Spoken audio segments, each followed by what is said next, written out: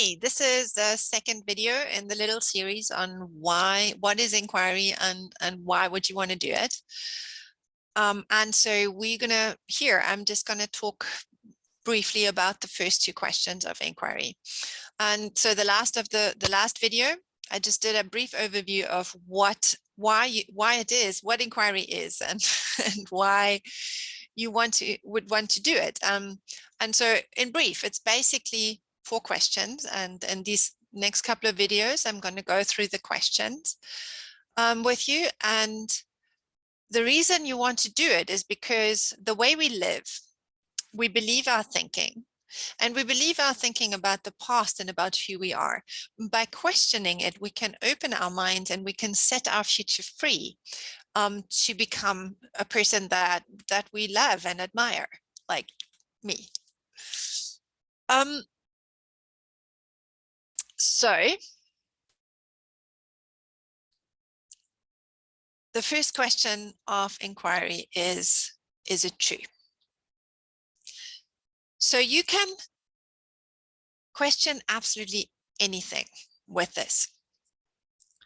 And if you stick around for long enough with the method, you will, because it opens your world up.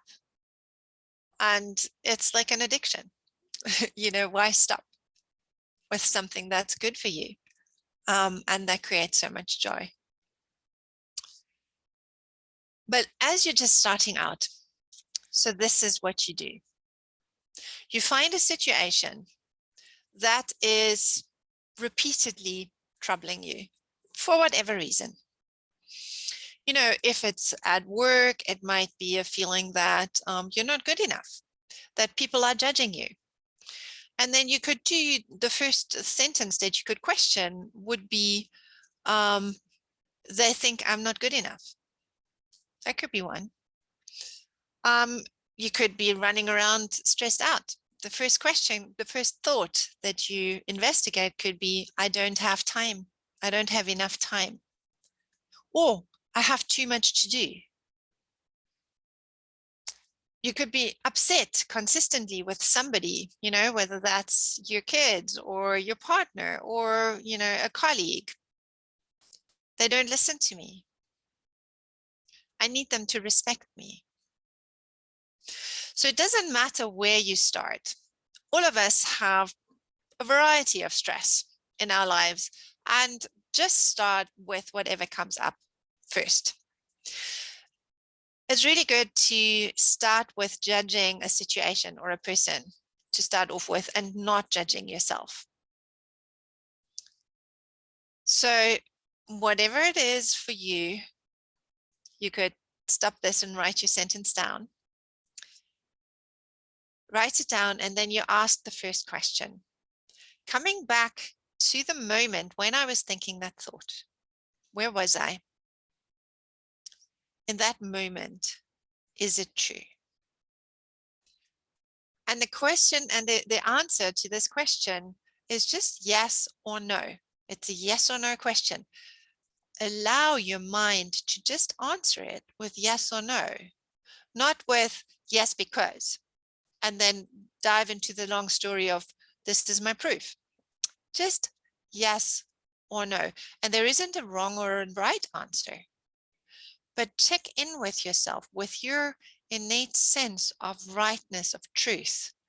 And is it yes or no? Is it true? And then the second question of inquiry is, can I absolutely know that this is true? And you only ask the second question if you answered yes to the first question. So this is the same question with a different emphasis, right? Not just, is it true? But yeah, of course it's true. Or no, it's not true. Can I absolutely know that this is true? And so this is inviting you to just slow down further and go a little bit deeper with your inquiry. It's a questioning. And again, the answer is either yes or no. And there isn't right or wrong answer here either. The right answer is the one that's within your integrity. It's honesty with yourself that's giving you the right answer here. And notice how this answer feels in your body. Can you absolutely know that this is true?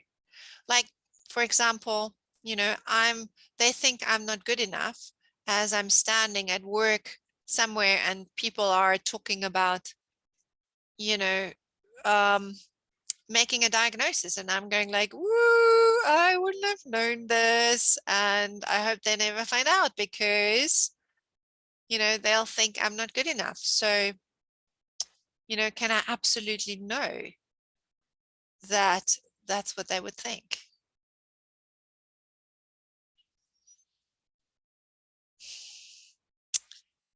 These two questions are really interesting because this is where we stop just taking something for truth and start to question it. And as we do that, we uncover layers of experience that can be true as well.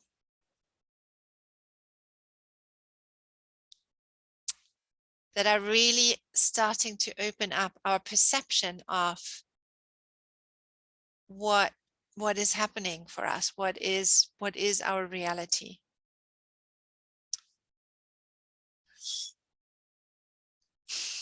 So the next video, we're going to look at the question, how do I react? What happens when I believe the thought? So look out for it. And I'm Stephanie Scoopin. My company is The Leader's Work, and I am working with veterinarians, other medical professionals, and just professional people who want to take responsibility for being the best person they can be, because that is what feels satisfying. That is what feels good. And, you know, knowing that if I can take responsibility for my life, I feel empowered. That is who I want to be.